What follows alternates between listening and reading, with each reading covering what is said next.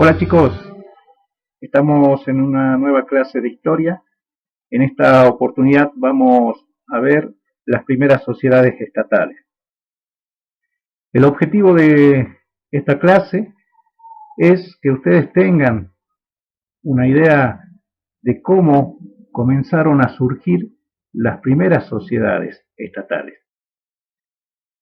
En las clases anteriores veníamos viendo la evolución en cuanto a una parte de la humanidad, pasando de ser nómades al sedentarismo, al surgimiento de las aldeas, y ahora vamos a ver el surgimiento de las ciudades y de las sociedades estatales. Este es el objetivo entonces, es ver los nuevos elementos que surgen en la economía, en la administración, en la organización de la sociedad, para que después ustedes hagan en los trabajos prácticos que van a ser individuales una investigación sobre una de las primeras sociedades estatales. A algunos les tocará Egipto, otros les tocará Sumer, los fenicios, Akkad. Y con eso, con esta información que estamos dando en la clase teórica, les va a ayudar a organizar la información que tienen que investigar. Espero que se encuentren bien. Vamos a seguir cuidándonos. No se olviden de cumplir con el protocolo básico, que es el de lavarse las manos, el de usar tapabocas y mantener el distanciamiento social, ¿sí? Y quedarnos en casa. Empezamos la clase. Las primeras ciudades. Hacia el siglo VI a.C. comenzaron a surgir las primeras ciudades a partir de la unión de aldeas en la región occidental de Asia. La vamos a ver en un mapa. Las características de estas ciudades se construyeron un conjunto de viviendas pegadas unos a otras, en lugares elevados para protegerse de inundaciones o de ataques. Se construyeron palacios donde residía la clase dirigente, más o menos la organización.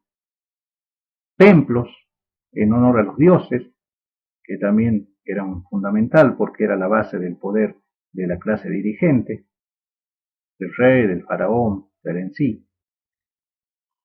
Graneros y depósitos para guardar los excedentes y los tributos que los campesinos, las clases que no eran privilegiadas, pagaban a las clases dirigentes. Las ciudades estaban rodeadas por una muralla y torres de vigilancia como forma de protección. Se establecían cerca de ríos y así de esta manera se cambió una agricultura seca por una agricultura de regadío. Ya vamos a ver qué es esto de la agricultura seca o secano.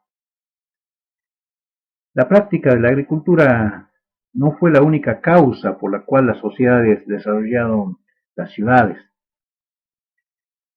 Fue sí una de las cuestiones importantes que tuvieron en cuenta, porque aquellas grandes sociedades que empezaron a cultivar grandes extensiones de tierra tuvieron que construir canales, represas, se necesitaba mucha mano de obra y así se fue formando de a poco las ciudades, ¿no?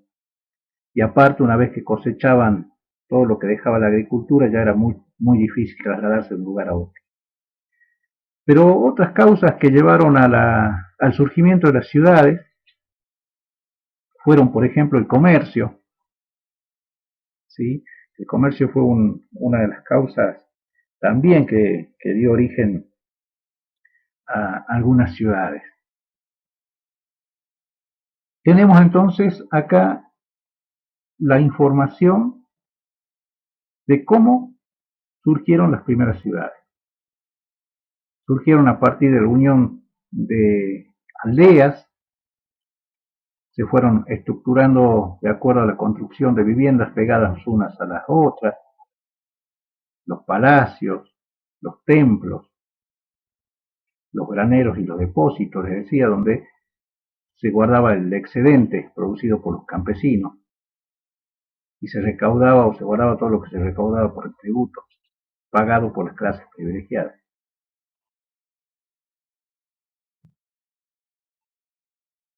La ubicación de las primeras ciudades que surgieron en el mundo. Veamos. Tenemos a Cataluyú, que surgió en el 7400 a.C. en el territorio de lo que hoy es Turquía. Jarmo en el 7000 a.C. en lo que es Irán, perdón. Jericó, hace 7000 años antes de Cristo, que surgió cerca de Palestina, Jerusalén. El sitio de el Barari, hoy en Sudán, en esa época era en el Alto Egipto, surgió en el 5000 a.C. Mohenjo-Daro, en la India, hace 4000 años antes de Cristo. Aniyani, en lo que es China, hace 2000 años antes de Cristo. En América también tenemos La Ventana, San Lorenzo, Tres Zapotes, hace 1200 años antes de Cristo, en lo que es el sur de México. Chavín, hace 1000 años antes de Cristo, en la costa sur del Perú. Estas son algunas de las primeras ciudades que surgieron en el mundo. Si bien podemos ver una gran diferencia en cuanto al tiempo, ¿no? La primera tiene una fecha aproximada de 7400 años antes de Cristo. Y la última que citamos acá es la de 1000 años antes de Cristo, Chavín. Pero bueno, fueron las primeras ciudades que surgieron en diferentes partes del mundo. Ya sabemos y vimos en las clases anteriores que no toda la población siguió un mismo proceso evolutivo y tampoco las que siguieron un proceso evolutivo no fue al mismo tiempo.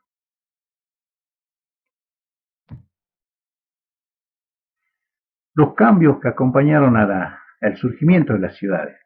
En la agricultura, como dije anteriormente, se dejó la agricultura seca para pasar a una agricultura en riego. Ahí tenemos la agricultura de secano, seca es la que utilizaba solamente el agua de la lluvia. En cambio, el riego necesitaba otro sistema. El gráfico que tenemos allí, digamos, no es exagerado. De esto vamos a ver los distintos tipos de agricultura por riego. También se incorporaron herramientas de metales y la fuerza de los animales para la agricultura. Estos cambios produjeron un aumento en la producción, por lo tanto se obtuvo excedentes. ¿Sí? Recordemos que el excedente es todo aquello que la población no llega a consumir y la puede utilizar para otras cosas, como vamos a ver más adelante. La población también creció, superando las cantidades que tenían las aldeas. Ahí podemos ver una imagen de la aldea y una de una ciudad. El aumento de la población y el excedente llevó a que se desarrollara el trueque entre la población, primero entre la población y luego en diferentes regiones. Es el comienzo de lo que conocemos como el comercio. La sociedad se estratificó, se complejizó. Tenemos en la cima de la sociedad al rey, que en distintas culturas adquiere distintos nombres, como faraón en sí. Después un grupo social que acompañaba al rey, que estaba compuesto por los sacerdotes, los soldados, podría llamarse la clase noble, que tenían privilegios. Los campesinos y los artesanos tendían también a ser una clase ya sin privilegios. Los campesinos eran encargados de trabajar la tierra, o artesanos los encargados de construir todo lo que necesitaban las sociedades. Y prontamente aparecieron los esclavos, aunque muchos esclavos en las primeras sociedades llegaban a esa condición por deudas y también cuando empezaron a enfrentarse a través de algunas batallas, los vencedores se dieron cuenta de que podían seguir manteniendo en vida a todos los que capturaban para usarlo como mano de obra. Junto con la aparición de las sociedades, las primeras ciudades, surge el Estado, con el objeto de organizar la sociedad, el trabajo, mantener el orden, organizar la defensa. Ese era lo que llevó al surgimiento del Estado. El Estado se caracteriza por la autoridad representada en una sola persona, conocida como rey, con un poder teocrático y hereditario. Acuérdense que el poder teocrático es cuando una persona tiene en sus manos el poder civil o el poder político y el poder religioso. El rey necesitaba de personas que ayuden a administrar el reino y así surge la burocracia. ¿Sí? La burocracia está compuesta por los secretarios, por los recaudadores de impuestos, etc. Se crean normas, reglas o leyes también para mantener el orden. Se necesitó de una defensa militar y también de un grupo de sacerdotes que cuidara el culto de los dioses. Como dije anteriormente, es importante por el poder teocrático que tenía el rey. Aparece la escritura como un sistema de signos que permitía llevar las cuentas del Estado. ¿Sí? La aparición de la escritura fue fundamental y hay distintos tipos de escritura. La escritura cuneiforme, los jeroglíficos en Egipto. Para mantener, digamos, la estructura del Estado, para mantener a la burocracia, para mantener el cuerpo de militares, el Estado necesitó recursos. Entonces empezó a recaudar tributo pagado por las clases bajas. Acá tenemos los elementos importantes de un Estado, los elementos que caracterizan un Estado, que es la autoridad de una persona representada en el rey, la aparición de la burocracia, que eran las personas que ayudaban a administrar el reino, la existencia de normas, reglas y leyes para mantener el orden, más allá que podemos decir que todavía no eran tan justas esas leyes. También necesitaban de los militares, necesitaban de los sacerdotes. La aparición de la escritura es fundamental y el cobro de tributo que era necesario para mantener el Estado. Las civilizaciones hidráulicas. El proceso de urbanización, si bien en gran parte fue impulsado por la práctica de la agricultura, como vimos anteriormente, también fue impulsado por el comercio, por la religión o la necesidad de defender un territorio. Ahí vemos la ubicación de estas 10 ciudades como Catal, Uyuk y Jericó, que la evidencia muestra que surgieron antes de la práctica de la agricultura. Algunas sociedades estatales se desarrollaron y se transformaron en civilizaciones, o sea, que lograron una gran organización compleja, que albergaron una gran cantidad de habitantes, organizaron la producción, obtuvieron excedentes y construyeron importantes obras de ingeniería. Esto es lo que diferencia las civilizaciones de una simple sociedad estatal. En cuanto a las obras de ingeniería, podemos nombrar a las pirámides hechas por los egipcios, a la gran muralla china, ¿sí? La gran muralla china es una de las obras de ingeniería más grandes hechas por el hombre, y teniendo en cuenta que se realizó en esa época donde no había o no existía la tecnología actual. Entonces, fue importante la organización y la dirección del Estado que estuvo presente, ¿no? Y así es que los reconocemos a esos estados como civilizaciones. También tenemos en, en el otro extremo la imagen del Sigurat, una pirámide escalonada de la región de la Mesopotamia. Bueno, estas son algunas de las obras de ingeniería que demuestran la existencia de las civilizaciones en la antigüedad. Las primeras civilizaciones se desarrollaron de diferentes formas, de acuerdo a la organización del Estado. Cuando hablamos de la organización del Estado, podemos decir que estas civilizaciones estaban o se conformaron como algunas como ciudades-estados, otras como reinos y otras como imperios. Cuando hablamos de organización del Estado, estamos viendo la extensión del poder sobre un territorio. Es distinto cuando hablamos del tipo de Estado. Cuando hablamos de tipo de Estado, estamos viendo la relación del poder entre quien gobierna y el resto de la población. El tipo de Estado para todas las primeras sociedades estatales o civilizaciones, es el Estado teocrático, donde expliqué anteriormente que el que gobernaba tenía en su poder el poder económico, el poder político y el poder religioso. En cuanto a la organización del Estado, que tiene que ver sobre la extensión del territorio en el cual llegaba su poder, podemos decir que había tres formas, por lo menos, en las cuales cada civilización podía organizar el Estado. Algunas, como en el caso de Sumer, eran ciudades estatales, o ciudades-estado.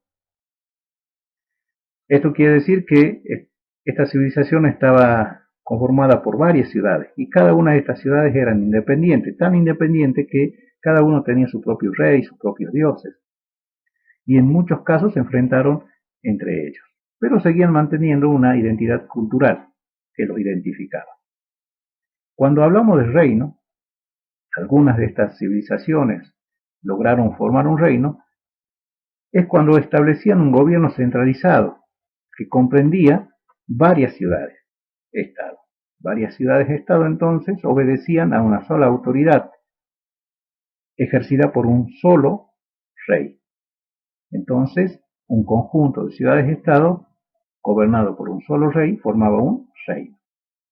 Y cuando hablamos de imperio, lógicamente vamos a hablar de este concepto contextualizado en la antigüedad, estamos hablando del poder de un rey que abarcaba dos o más reinos. ¿Sí? Entonces, cuando el poder de un rey abarcaba dos o más reinos, formaba un imperio. Y ahí tenemos las diferencias entre ciudades-estados, reinos e imperios. Algunas de las civilizaciones que ustedes van a ver en el práctico, algunos habrán formado ciudades-estado, otros formaron reinos y otros se extendieron más y formaron imperios. Bueno, acá les dejo entonces la clase. Saben que cualquier duda me preguntan para seguir participando en la clase y en las actividades de esta manera virtual. Muchas gracias.